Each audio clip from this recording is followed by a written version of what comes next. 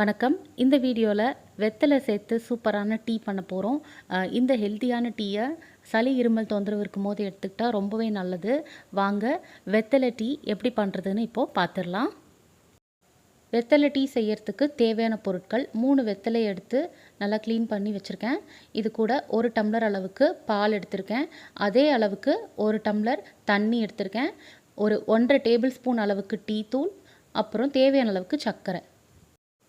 அவ்வளோதாங்க.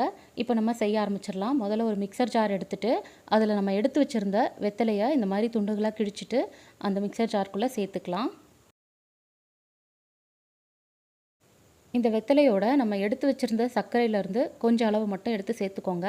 அப்போ தான் வெத்தலை வந்து நல்லா அரைப்பட்டு வரும். இது கூட நம்ம கொஞ்சமாக 1 டேபிள் ஸ்பூன் அளவுக்கு மட்டும் தண்ணி சேர்த்துக்கலாம். இப்போது இதை நம்ம நல்ல ஒரு பேஸ்ட் பதத்துக்கு அரைச்சி எடுத்துக்கலாங்க. இந்த அளவுக்கு அரைச்சாலே போதுங்க. இதை தனியாக ஒரு கிண்ணத்தில் எடுத்து வச்சுருக்கேன். இப்போ நம்ம ஸ்டவ் ஆன் பண்ணுறதுக்கு முன்னாடி ஒரு பாத்திரத்தில் நம்ம எடுத்து வச்சுருந்த அந்த 1 டம்ளர் தண்ணியை முதல்ல சேர்த்துக்குவோம். தண்ணி சேர்த்ததுக்கப்புறம் ஸ்டவ் ஆன் பண்ணிக்கோங்க. இப்போது இந்த தண்ணி வந்து நல்லா கொதி வரட்டும். கொதித்து வர்றப்ப நம்ம எடுத்து வச்சுருந்த டீ தூளை இதோடு சேர்த்துக்கலாம். தண்ணி நல்லா கொதிக்க ஆரம்பிச்சிருச்சுங்க. இப்போ இதில் நம்ம எடுத்து வச்சுருந்த டீ தூளை சேர்த்துக்கலாம். டீ தூள் சேர்த்ததும் நல்லா ஒரு தடவை கலந்து விட்டுட்டு 2 நிமிஷத்துக்கு இந்த டீ தூளோட எசன்ஸ் நல்லா இறங்கி வரணும். அது வரைக்கும் நல்லா கொதிக்க விட்டுருங்க.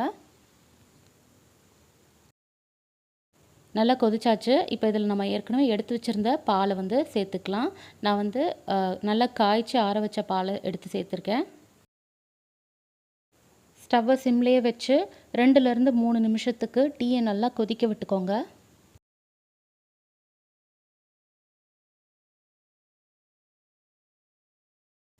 டீ நல்லா கொதிக்க விட்டாச்சு. இப்போ நம்ம இதில் தேவையான அளவுக்கு சர்க்கரை எடுத்து சேர்த்துக்கலாம். உங்களுக்கு எவ்வளோ இனிப்பு தேவையோ அதுக்கேற்ற அளவுக்கு சர்க்கரை சேர்த்துக்கோங்க. சர்க்கரைக்கு பதிலாக நாட்டு சர்க்கரை, பனங்கற்கண்டெல்லாம் சேர்த்தா இன்னும் நல்லது. உங்களுக்கு எது விருப்பமோ அதை நீங்கள் சேர்த்து செய்துக்கலாம். இப்போ சர்க்கரை கரையிறதுக்காக கொஞ்ச நேரம் மட்டும் கொதிக்க விட்டுக்கலாம்.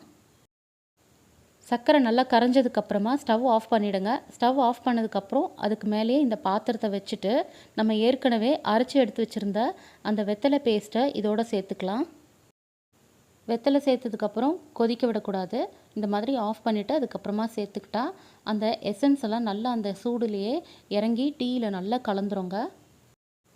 இப்போது இதை வந்து தட்டு போட்டு மூடி வச்சுட்டு ஒரு 2 நிமிஷத்துக்கு மட்டும் அப்படியே விட்டுருங்க. 2 நிமிஷம் ஆனதும் டீயை வடிகட்டி நல்லா 2 ஆற்றிட்டு அதுக்கப்புறம் சர்வ் பண்ணிங்கன்னா குடிக்கிறதுக்கு அந்த வெத்தலையோட டேஸ்ட்டோட அந்த ஃப்ளேவரோட சூப்பராக இருக்குங்க. ரொம்ப ரெஃப்ரெஷிங்காக இருக்கும். கோல்டு இருக்கும்போது, சளி இருமல்லாம் இருக்கும்போது இந்த மாதிரி வெத்தலை டீ செய்து குடிச்சு பாருங்கள். சூப்பராக இருக்கும். நல்ல ஒரு ரிலீஃபாக இருக்கும். நீங்களும் இந்த வெத்தலை டீயை மறக்காமல் உங்கள் வீட்டில் ட்ரை பண்ணி பாருங்கள். ரொம்பவே நல்லது உடம்புக்கு. இந்த வெற்றிலை டீ ரெசிபி உங்களுக்கு பிடிச்சிருந்ததுன்னா ஒரு லைக் பண்ணிவிட்டு அப்படியே உங்கள் ஃப்ரெண்ட்ஸ் அண்ட் ஃபேமிலியோட ஷேர் பண்ணிக்கோங்க. நம்ம தமிழ் சமையல் சேனலை சப்ஸ்கிரைப் பண்ணிவிட்டு அப்படியே பக்கத்தில் இருக்க பெல் ஐக்கானையும் கிளிக் பண்ணிக்கோங்க. நன்றி.